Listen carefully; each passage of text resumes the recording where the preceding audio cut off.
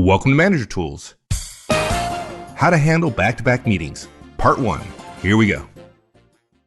I remember my executive life and oh my, back-to-back meetings all the time. Back to back to back to back to back is crazy. And that was 25 years ago. And there are people who come to us now and act as if this is a new phenomenon. And it's right. Because, Yeah, it never happened before, except in the last 5 years. This has happened forever. And until I learned how to deal with it, it was a challenge. And there are some things, folks, you can do some things to help alleviate this problem. Yeah. And look, we respect. I mean, when people say, I don't know what to do, so well, we've got some solutions. We respect that it's painful. It makes your ability to achieve your own objectives much harder. Okay. And yet, at the same time, there are a lot of things you can do. Now, the problem is, the quickest problem we get to the issue of, well, here's some things to do is, well, no, it's our culture. It's just like email. Right. Well, they blame it on the culture. And I think most people fail to realize that, yeah, it is the culture. We respect that it's the culture in your place. And everyone hates it. And nobody has to tolerate a culture they don't want. And your culture is more flexible than you realize. You can do small things to make your experience of the culture, the parts of the culture of your company that you don't like, more tolerable. Right. Well, and I think you have to change your mindset, because a lot of managers I talk to, they want the culture to change. They want the organization to solve the problem. And the organization is not going to solve the problem for you. You have to change your own behavior if you want to get control of this, right? Well, I was playing golf with my friend Dana Gordon yesterday, and Dana said to me, yeah, you can only change yourself. You can't change someone else, right? That's right. Let alone an entire organization. Yeah, exactly. Well, and that's the whole point of Manager Tools, is we're not trying to change the whole organization. We're trying to change the manager. We're trying to help the manager be more effective. And that's what this cast is about. So there are some simple changes we can do to become more effective around 2 full calendars. Here they are at a high level, guys. We've got 9 recommendations. Strategy number 1 is schedule the meetings you control for 45 minutes. Okay. And we have a podcast for that, by the way. We have guidance on that. Strategy number 2, delegate or assign some meetings. We just did a cast about delegating and assigning some meetings. Okay. You can do that, guys. It works. Executives do it all the time. Great managers do it all the time as well. Yeah, we have a cast for that. Right. Strategy 3, put your priorities on your calendar. This is something most people don't realize. Their calendar is full because their calendar is happening to them, and there is a way to get out in front of it. And we'll tell you how. And we have a cast for that as well. And then strategy 4, learn the value of calendar soup, which we also have a cast for. In fact, Mike, I'm just going to tell you now, I felt that this was the first cast that we really amalgamated several other pieces of guidance to address a problem that we mentioned this problem in these casts before, but we're putting it all together in one place because people have been asking for that. Solve my particular problem in one podcast. So we also have 5 tactics. They seem boring, but good management is usually boring. First is be on time, because that's part of the reason meetings go right up until the time when you're supposed to be at the next one. Be prepared, because meetings will finish sooner if you're ready to contribute. Leave early, and you just have to be willing to do it, guys. It's not rocket science. Just say, sorry, I have another meeting. Be present. Stop doing mail. And then also take effective notes. And we have guidance on several of those as well. Yeah. I love strategy 1, schedule 45 minutes. I don't know of any meeting that lasts an hour that couldn't be done in 45 minutes. So take your hour meetings, schedule it for 45 minutes, and there you go, 15 minutes back. It's no longer a back-to-back meeting. Yeah, I think in the podcast, in the guidance we put out about this, we said, any meeting you guys can run in an hour, we can run in 45 minutes. I was embarrassed to discover that I thought of this as an enormous competitive advantage, have all of my career. And many people have said, the way you run meetings is so good. We get done. We accomplish stuff. And then recently, Wendy's parents were here in California, and we were talking about having dinner with them. And She said, my parents say the shortest dinners they've ever been to are with you. And I thought, ooh, maybe I took the efficiency thing a little too far there. How long are their dinners? That's what I want. Yeah. Another thing. Well, I'm the guy who, the moment we sit down, I hand a credit card, so there's no question about who's paying. And then, when we're close to thinking coffee or dessert or something like that, I say, bring the check. And they'll bring you another check if somebody decides to order something more. I find it annoying that at the end of the meal, they bring a check that is not effective. It's not useful, because I don't know if people realize that when they bring you the check, they're suggesting it's time for you to go because they want to turn the table. They want you out. I mean, they're not being quite that rude.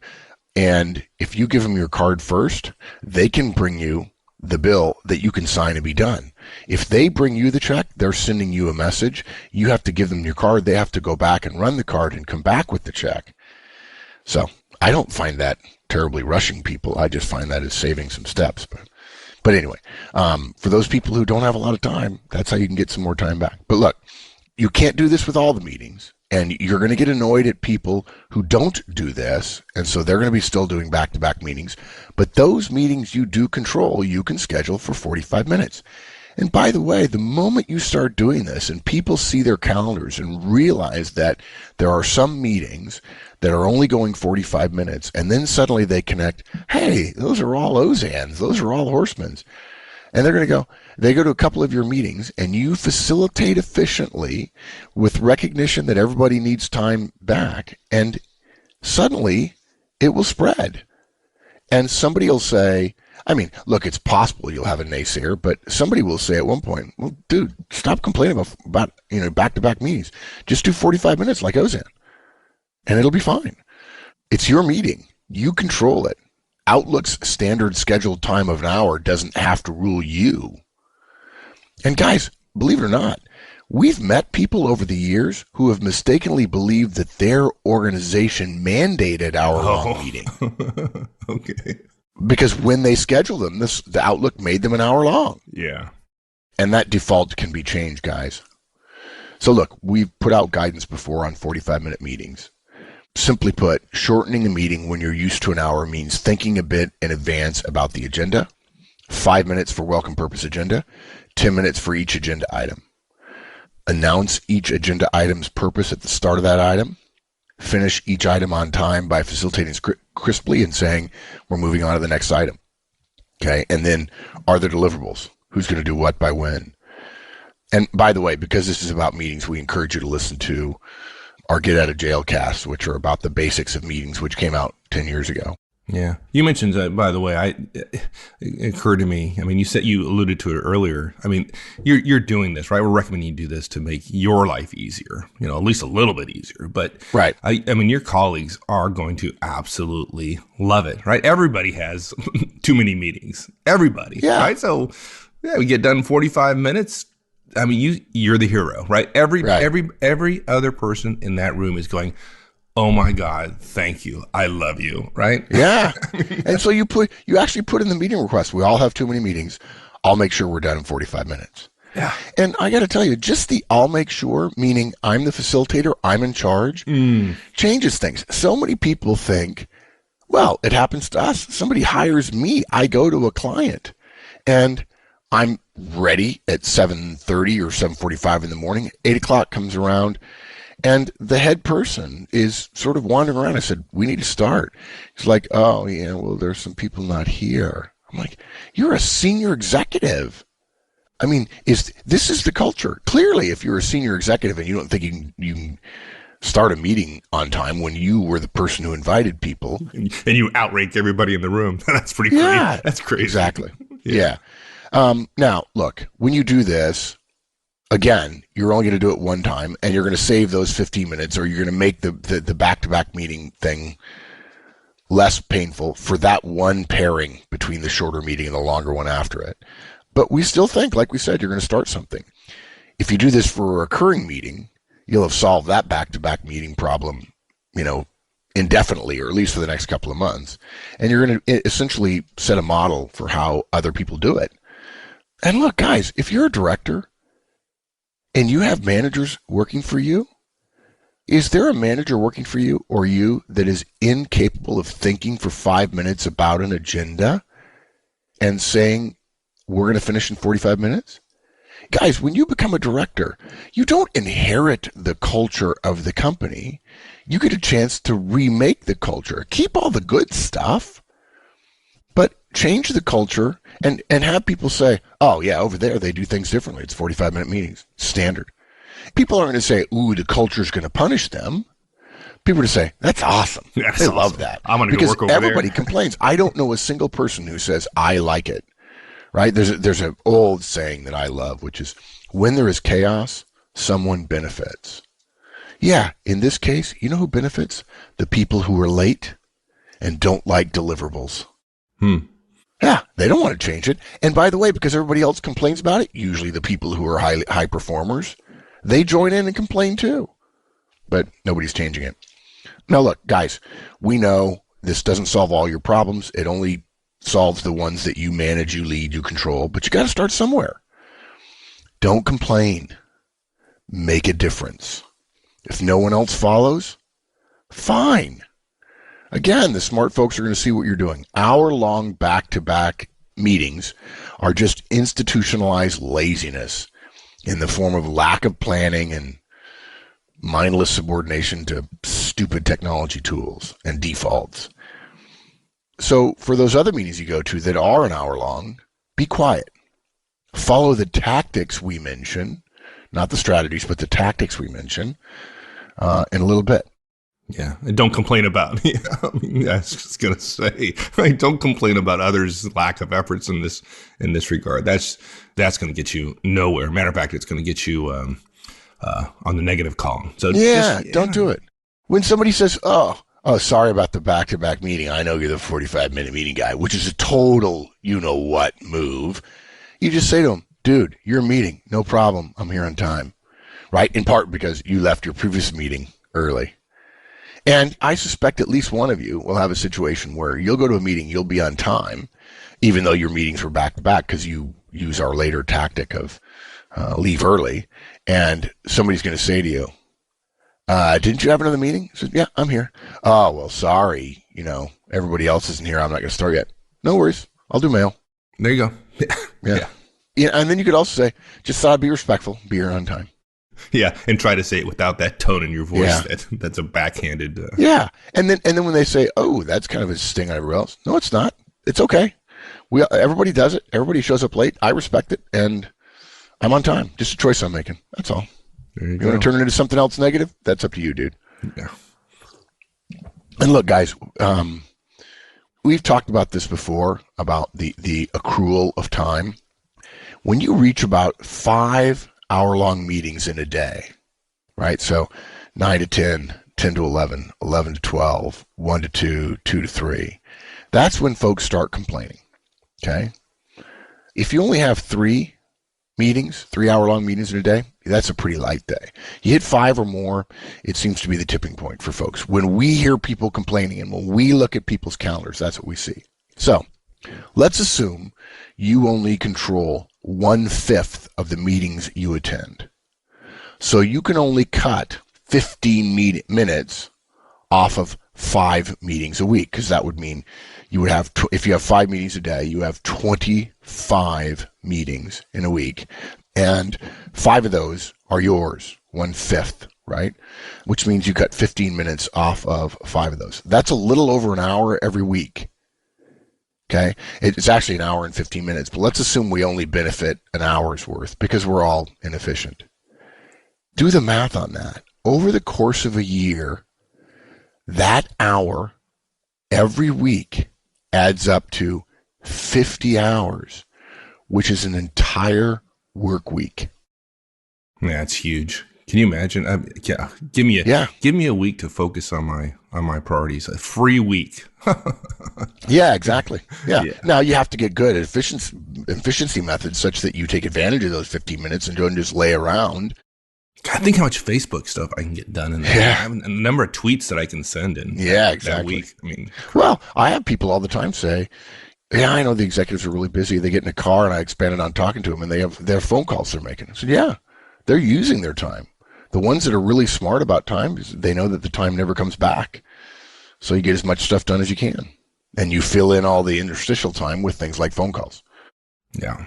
Now, we've talked about our next strategy before. And I love all these things. They work so well. And so if you have back-to-back meetings, then delegate some of them, right?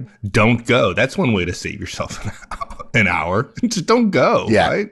And to be fair, we're going to cover this at a high level, but our guidance on this topic is pretty detailed. Yes, it is. When you look at your calendar, you're probably like many of us in that you're in calendar mode, you're in time mode, but you're not really in priority mode, which is I have 17 things to do and which one's most important and how much time am I going to spend on that, okay?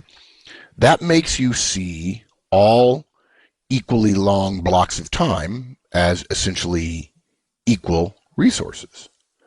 And as time, they are that. But we're not supposed to schedule our time. We're supposed to schedule our priorities. We don't manage time because time doesn't need to be managed. We manage our priorities. Even if everything's important, there are still relative priorities. So choose the less important meetings and delegate them. Or let me modify that. Look at all your meetings, particularly the recurring ones. They eat up a bunch of time over time. Find the least important one and delegate it.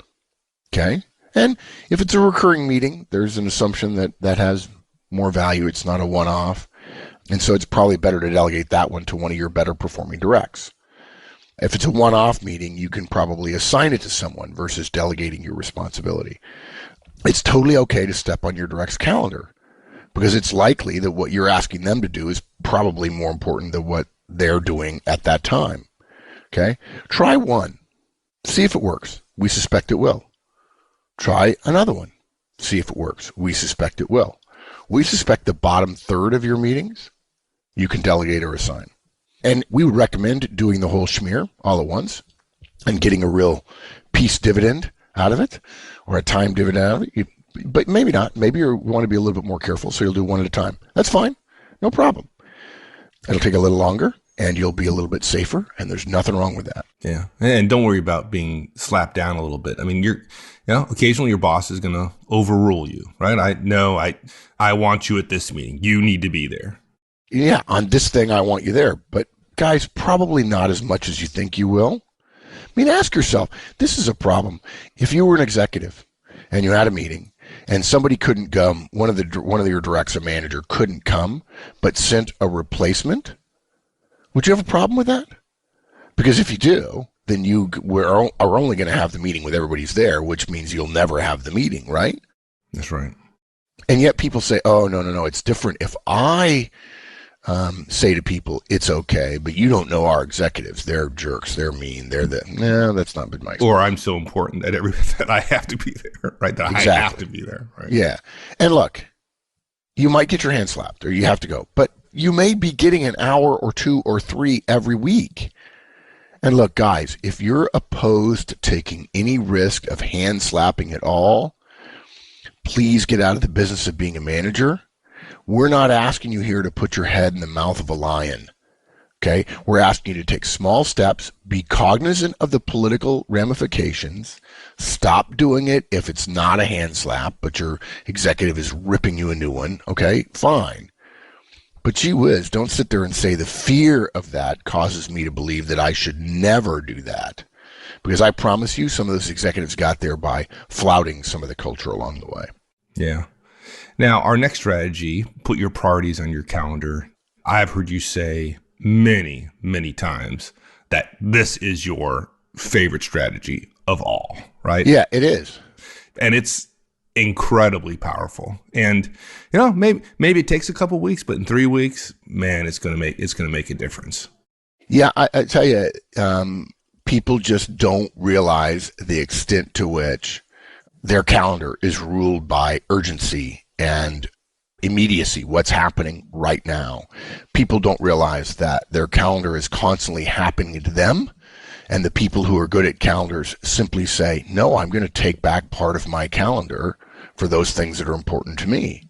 I'm not saying to everyone else, you can't have my time. I'm just saying you can only have the time that is available after I have time to get my stuff done. And I'm not suggesting you get 30 hours of your 40 or 50 a week to simply sit at your desk and work. I'm not suggesting that at all.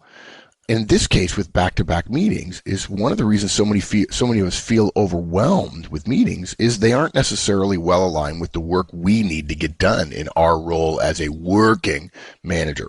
Okay? And guys, we've said it before, we'll say it again until the time Mike and I are gone from Manager Tools. The work tasks all of us choose to do day to day are our priorities.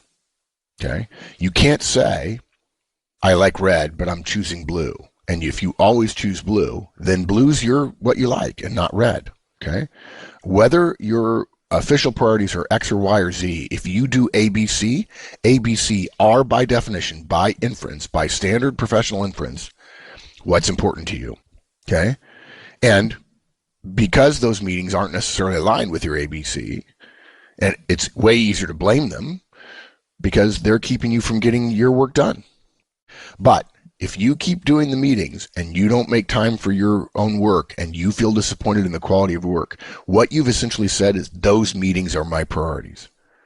We understand that the reason is because of fear of retribution or fear of ramifications or consequences, but that doesn't change the fact that those are your priorities. Right. And that the idea of having some random person out there who has the ability through the corporate systems to schedule you for a call, the idea of those folks like setting your priorities, this just makes no sense. Yeah, exactly. So the powerful solution to this is to take back your calendars. Put time on your calendar for your priorities, your work.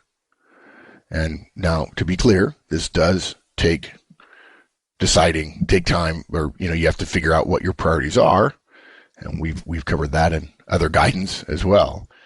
Now, I will tell you the first mistake that many folks make. They try this effort. Okay, I'm going to sit down and figure out what my priorities are. I'm going to put them on my calendar. And they fail because they try to implement this change right away this week. But one of your problems with your calendar is your sense, which is accurate, that your calendar is not in your complete control. You can't just cancel everything on it because you want to take control. It's funny the sense to which people use the word control about calendar and time and so on. The fact that you want to take control is a nice feeling, but you can't actually do it because there are other things on your calendar that you decide, no, I'm going to go to that. On the other hand, if your spouse were suddenly seriously ill, you can take control of your calendar and send a note out and say, I won't be in this week. And no, you won't be missed. In part because everyone respects you, hopefully, and you're doing what you need to do. And partly because you're not as important as you may think you are. Right, exactly. But look, guys, here's the solution to this problem. The key to this problem is to start putting your priorities on your calendar 3 weeks from now. Guys, take a look at your calendar 3 weeks from today. You'll discover it's largely free of the kind of back-to-back meetings that are so problematic that we're talking about today. Your calendar fills up 1 to 2 weeks in advance. To get control of your calendar forever into the future, all you need to do is cede the next 2 weeks to the past and put time on your calendar in the future. Now, you're going to have to combine that with strategy 4, which we'll talk about in a second, but it absolutely can get done. And again, as long as you don't think you get 20 or 30 hours for your own stuff. So decide what your priorities are. Okay, I'm really going to need 4 hours a week on this or that or this. Okay, great. Now, ignore the next 2 weeks, this week, next week, and the next week, and look out 3 weeks. And suddenly you'll discover open oceans, open fields of golden grain waving in the wind, waiting for you. You could pretty much take over your Monday morning or your Tuesday morning, or whatever. I probably wouldn't do that. And don't be blocking out 2.5 hours or 4 hours for private time or blocked or whatever. Don't be stupid. Put down what you'll be working on. And then you have to have the courage and the self-control to actually work on those things during those times. Oh, and by the way, you could put email on there too, since email's eating up a bunch of your time. But that's another bit of guidance. Thanks, everyone. That's it. We'll finish this one up next week. In the meantime, have a great one. So long.